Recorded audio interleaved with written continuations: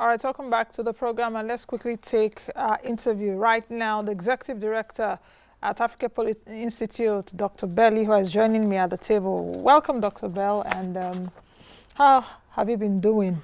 I've been doing well. How have you been surviving? You know, I'm part of the system, I'm part of the country, so of course we've all had the impact of COVID-19, but it's great to be back here as usual, you know, but we're coping. We're coping. That's one word in it. We are coping, we are managing. Anyway, this poll that I saw, this poll that you released, quite interesting, from Africa Polling Institute. Quite interesting when I saw it. Does Nigeria love Nigerians? And I asked myself, I don't think I've seen a poll like this. So fantastic. Well done. Thank you. What does it say? Why? What was the motive behind doing this kind of poll at this time? Good question, Nancy. You know, I think we should start by asking ourselves that sometimes you hear about things happening in the society, you hear about things happening in the country, maybe crime, maybe domestic violence, all sorts of issues. And certain questions come to mind. First, even when you hear about some of the killings going on in parts of the country, you ask yourself, are these killings done by Nigerians? Or are there people coming from elsewhere to perpetrate these crimes? But sometimes you have to be, you know, frank with yourself and tell yourself that, you know, these things are happening in Nigeria. So then it raises another question, that what then is happening to the social contracts? And the social contract talks about the responsibility and the obligations of government to the citizenry and the responsibility of citizenry to the government. So this is part of, if you will, Africa Polling Institute's contribution to interrogating the social contract. And I should say that this is the first part of a two-part survey.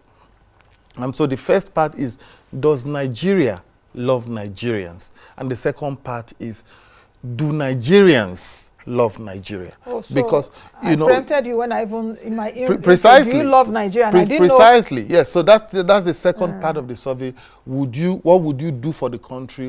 How far would you go for the country? How loyal and committed would you be to the country? So that's the second part, and we need to put a balance here. So it's not just about does Nigeria. There's the part that the government owes to the citizenry. There's also the part that and because our sense, if you look through the literature, is that part of the reason for sort of a broken contract is that people have become disconnected or detached from the government, and they see government as being on their own, and while we are on our own.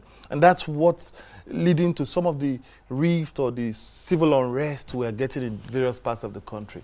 You know, when I also saw this, what came to my mind is what JFK of the US said at the time, that has become a famous quote. Don't ask what the country will do for you, or what you do but for the country. what you do for the country. So you are asking right here what the country is doing for us. That's right. As citizens. The question also is, does Nigeria love Nigerians? Is it Nigeria as an entity? Or perhaps when I looked at this, I said, does Nigeria love me as Nancy? Perhaps the motherland loves me. The question now will be, the leaders piloting Nigeria, do they love me? That's where the question of this social contract come from. Is there even a social contract in the first place?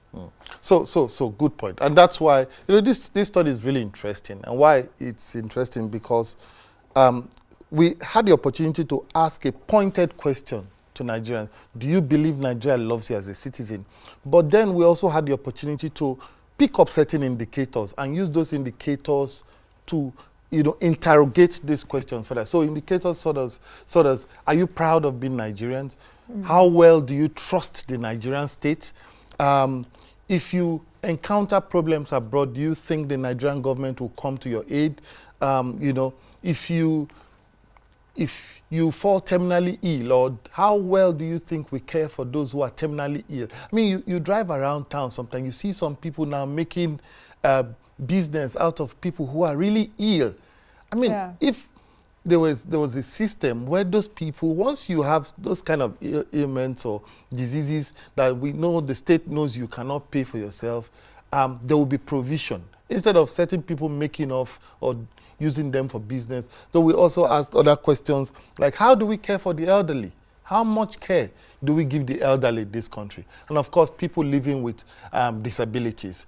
Does the country provide equal opportunity for people living with disabilities? So there were about 10 indicators that we used to test this. Thereafter, we asked Nigerians the key questions. Then what are the areas of policy focus that they want government to focus attention on? Now let's go to those details.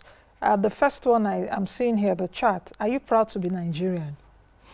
I mean, it speaks for itself. It's a simple question, yes, but it's not. It is, really. Am I proud to be a Nigerian? You know, I can ask you this question, and we ask Nigerians this question. Interestingly, 91%, at least 9 out of every 10 Nigerian is proud to be a Nigerian. You know, this finding cuts across various social demography, gender, age, literacy level, even geopolitical zones. Nigerians are proud of being Nigerians. But then it moves to when you ask them, how much do you trust the Nigerian state? And when we ask that question, at least 67% have very little or no trust whatsoever with the Nigerian state. We only had about 33% who said they had some or a lot of trust in the Nigerian state. So it tells you a lot. On one hand, they are proud of being Nigerians, but on the other hand, how much do you trust the Nigerian state? Very little. And we followed that up by an interesting question by saying, okay, listen, what have you benefited by being Nigerian in the last 5 years? To our amazement, 75% of Nigerians say they've benefited absolutely nothing. Those were their terms. So, I mean, these are opinions of the people, and by the time we'll go into other areas, how we treat the elderly, how we treat we can definitely dig in a bit more. Let me still talk about how proud are you? Are you proud to be a Nigerian? Because that's quite interesting. Like I said earlier, it could be simple, but not a simple question also for people to answer, because they may answer as according to how they feel. I was having a conversation yesterday with someone. I went to get something, and when I wanted to pay, of course, I wanted to do a bank transfer. The guy was just like, Nancy, just give me more than what's, I was like, oh, really? He said, the young guy is about, let's say about 20, between the ages of 26 and 29. Let me put it that way. And the guy told me when we were having the conversation, he said, you know what, in my next life, if there's a next life, I don't want to be a Nigerian. That's what the guy told me. So I said, why? He said, I don't want to be a Nigerian because I haven't gained anything. I said, why would you feel that way? So I said, okay, which country would you like to come from if there's a next life? He said, I would like to come from a country whereby from 18, with the kind of resources we have, because I know there are countries that pay their citizens proceeds from the resources they have. That's right. And there was no how I could convince the young man yesterday. So how does that pertain, because it's part of... Yeah, precisely. Perhaps that young man is one of the 9% who, said they're not proud with the country. And of course, you remember sometime, I think it was in February or March, we had the conversation of the Canada rush. Yes. Why Nigerians traveling to Canada, and that raised a whole lot of question about if you had the opportunity to leave this country, would you? And, the number of people who said, no, if I had the opportunity at the slightest request, I would take that opportunity to leave. But then again, it's about thinking about the country. I think the average Nigerian believes in this country. But what we've seen over time is that failed promises, issues about governance have sort of dampened provided this sort of apathy, whereby when you're talking about Nigeria now, yes, people are proud, but then there are issues of trust, For example, we asked the question, do you think your life matters to the Nigerian government? Because we need to ask these sort of questions. At least 60% say they either do not think their life matters at all, from 45%, or 15% who say they are unsure. Only about 4 in 10, only 40% say they believe that their life, matters to the government. Then followed by another question. Do you think your opinion counts in decision making? Because these are the issues. That's key. 80% say they don't think their opinions count or their opinion matters to issues in decision making. Only 20% believe that their opinions count. So, and this speak a lot. For governance to be effective, it has to be participatory. You know, for Nigerians need to have that sense of belonging to say, oh, I know that I'm part of this. You know, there is that you go to other countries, you hear about that dream. The dream is about, I know that this country means well for me. I know the country will do everything to protect me, and in return, I will do everything to stand for the country, even if it means giving my life for the country. Let's talk about some of the specifics now. I'm interested in this. As a Nigerian, do you think the government cares enough for the elderly in the society? Let's start from there. Interestingly, you know, when we ran the analysis for this, so 72% of Nigerians say they do not believe the government cares enough for the elderly in the society. But I was more specific to see what the elderly themselves, because we had this by various social demographic classification. 84% of the elderly feel that the country does not care for them. So that speaks a lot. You know, the people who serve probably in the civil service have finished serving meritoriously for how many years and retire. It comes to issue of payment of pensions or gratuities, it becomes a long journey. It becomes a long thing, as they'll say. You understand? So people have served in military or served in the forces, they come back, it's time to get their pay, it becomes an issue. Some people in the line of service, their family member have passed on. But okay, let them access the pension or access the benefits of those family members. It becomes an issue. So you begin to ask yourself, are we treating because there's a statement that says we are as strong as our weakest link. How do we treat elderly? Then you talk about the people living with disabilities. You know, there was some picture going around on social media recently about you know, someone on wheelchair who was trying to access a story building, and I think it's a public institution, and there was no adequate provision for, you know, that person to be able to access the building. So again, it talks about how do we treat those with disabilities? Are we providing enough opportunities for the blind, for the deaf, for the visually impaired, for, you know, and how we treat these people speaks a lot about what happens to the country ultimately and how the world perceives who we are as a people. From the survey, I'm seeing that concerning how the country provides equal opportunities for people living with disability, I see that 57% say no, that the country doesn't provide equal opportunities. That's right. 18% think that the country does. 25% are saying not sure. They're not sure. So you see that, and it gives you a grim picture of the fact that we ourselves as Nigerians, we know that people living with disability deserve more than we are giving them. I mean, that they are physically disabled does not mean they are mentally disabled. Many of these guys would even do better than, you know, people who are able, so to speak, if given the opportunity. And it's about how does the system provide such a level playing field such that you know you are proud of being Nigerian, whether you are physically disabled, whether you are not able, you know that the country has your back. There's another interesting question that was asked about, okay, which policy of government has benefited you the most? 73% of Nigerians said no policy. 73% of Nigerians says no policy. And amongst those who now said some, about 7% say security, about 5% or so said empowerment. And this then dips us to some of these areas that they want government to focus their attention on. Because in your own poll too, you also talked about what policies should be reinforced to add value to the lives of Nigerians. Yes. Talk to me about some of those policies that Nigerians talked about. Okay, so let's look at the top 5, you know, because I love to, you know, look at the top 5. The first is the employment policies. We cannot, you know, say so much about the state of unemployment in the country. Of course, MBS starts 27.1% at the moment.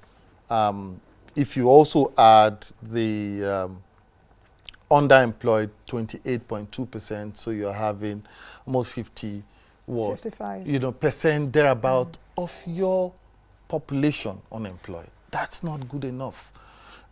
Sometimes we say that it's not the job of government to create jobs. It's the job of government to create an enabling environment and allow the private sector create jobs. Yes, I hear that, but government still has a role to play to ensure that most of its citizens have what they are doing. Because the reason why we're having increasing crime, youth unemployment, for example, is 34.6. So if you add that to youth underemployment, people who maybe are graduates are selling recharge card, or graduates are riding tricycles just to make a living because they can't go into crime, you see that proportion is a lot more than what should be. But let's give a balance to this.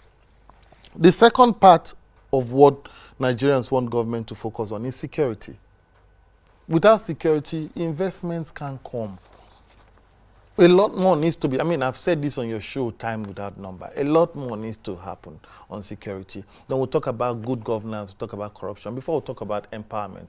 In fairness to the government, there's been some, traction in the area of empowerment. So the homegrown school feeding, the conditional cash transfer, the empower. But can it be scaled? Because this intervention still seems like a drop in the ocean. It still seems like a drop in the ocean. Can we, and government has done their bit, but can they scale it up such that many more Nigerians will be able to access these benefits that are, coming out from government?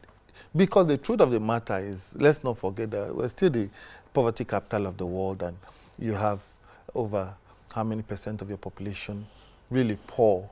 And we should focus our attention to that empowerment for the poor, bringing about pro-poor policies that can, really affect the poor at the grassroots. Do you believe Nigeria loves you as a citizen? It's 50-50. Yes, it's really interesting. By the time we run those numbers, it's 50-50. But to get a deeper sense of that, you would have to peep closely to look at the demography. So, for example, I just saw your people put that up now. For example, when you look at the age demography, you see that those who are above the ages, those who are 60 plus, say they are not, fall in that category of 66% who are not happy or who do not believe the country loves them. And I tell you why. Because this has been a constant concern of mine to wonder why are the elderly ones saying that they are not happy or they don't believe the country loves them? It's because they've seen, would we say, a better Nigeria? Because I was coming to that why should they've complain? Seen a more peaceful Nigeria. Because they saw a better Nigeria. They've seen a Nigeria where they went to school, peaceful coexistence, perhaps free, religious peaceful coexistence, tribal peaceful coexistence. And, when they look at what they've been through in the past and they compare and contrast with what is happening today, they say, wow, something has gone wrong somewhere. So the old Nigeria is better than the new Nigeria? That is not to say that the old Nigeria is better than that is to say that in their own perception, what they've seen in the past is better than what they've seen today. But in their days, they didn't have the internet. So we have the internet today. So we can do those analysis to see where, but by and large, you will also see, when you look at the demography there, you see something also very interesting. The less educated feel that the country loves them than the more educated. Those ones in the tertiary institutions or those who have their degrees and above feel that the country does not love them enough. But those who are less educated feel that the country, love them. Then you see the northern and southern divide. Of course, 57% of the northern half of the country feel that the country loves them, compared to 43% of the southern half of the country that feel that the country loves them. So really, really interesting stats here. How important is this survey, especially now that Nigeria is just a few weeks away to 60th independence? you know, because I think these are some of the things that government should begin, a responsive government should begin to interrogate and find out how Nigerians are really feeling as we will be celebrating 60 years of independence. That's right. I mean, you know, someone said to me yesterday, this poll or this survey couldn't have come at a better time. Because now we are heading 60, we should begin to sit down and ask ourselves critical questions. We should begin to say, religion aside, tribe aside, politics aside, let's sit down and ask, is governance working for the common good of the country, especially the poor? Is governance working for the country? You know, you go around, you see people who are ill. Some of those illnesses, you can't even look at them. And you expect that these people should be in the hospital. They can't care for themselves. There should be some provision that they are being cared for. You see some of the elderly, you ask yourself this question. You see the state of some people living with disabilities. You ask yourself, what is happening?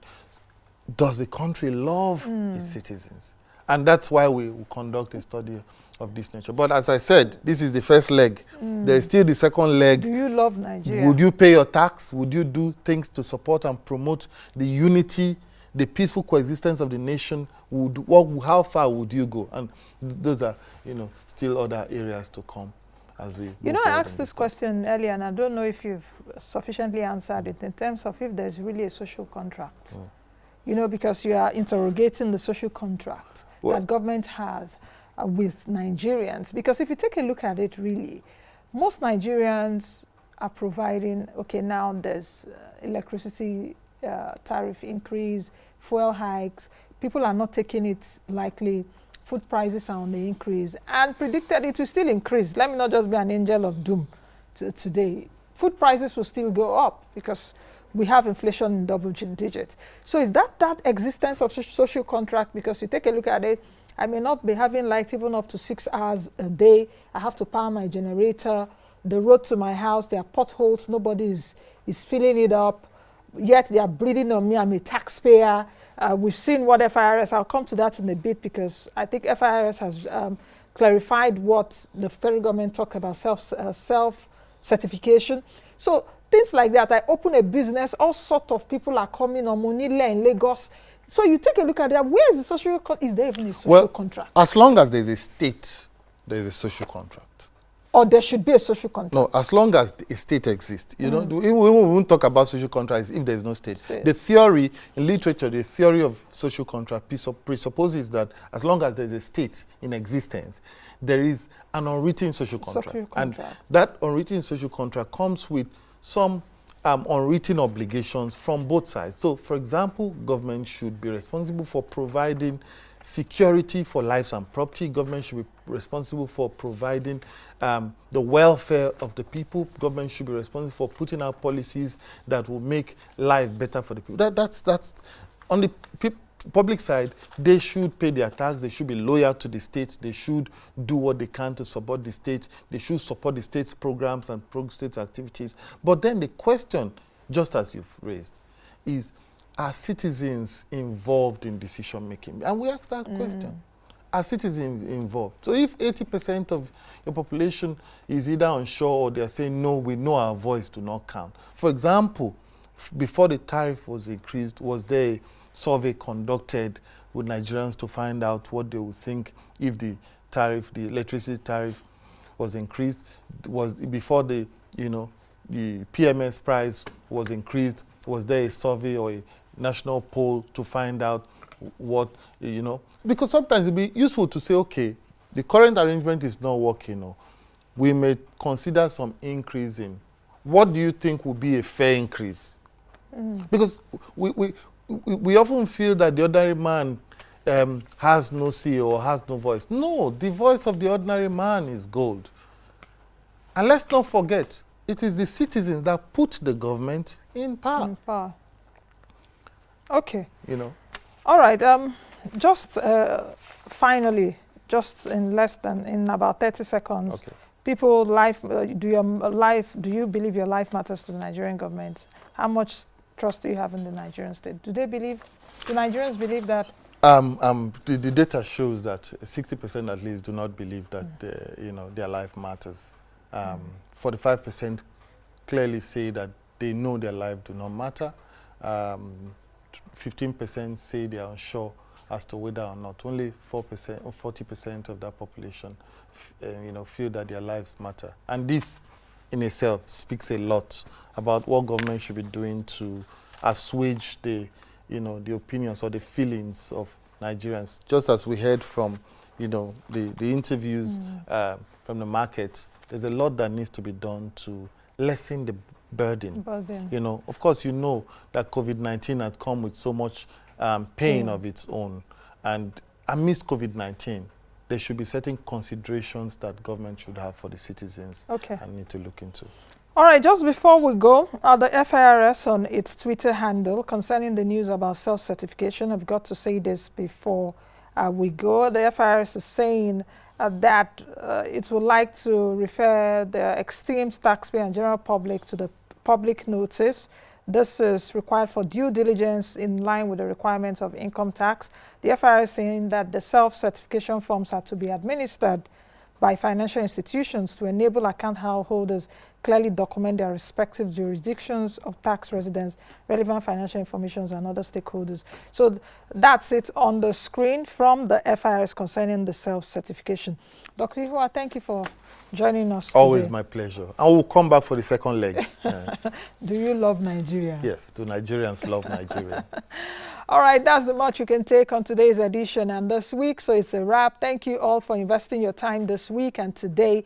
Join us on all our social media platforms. Go now so that you can win the 3-in-1 cash protection against COVID-19. I am Nancy Naji. Continue to protect yourselves and keep safe. I'll see you all Monday morning. Thank you for watching our video. Please hit the subscribe button below, turn on post notification to follow all our updates.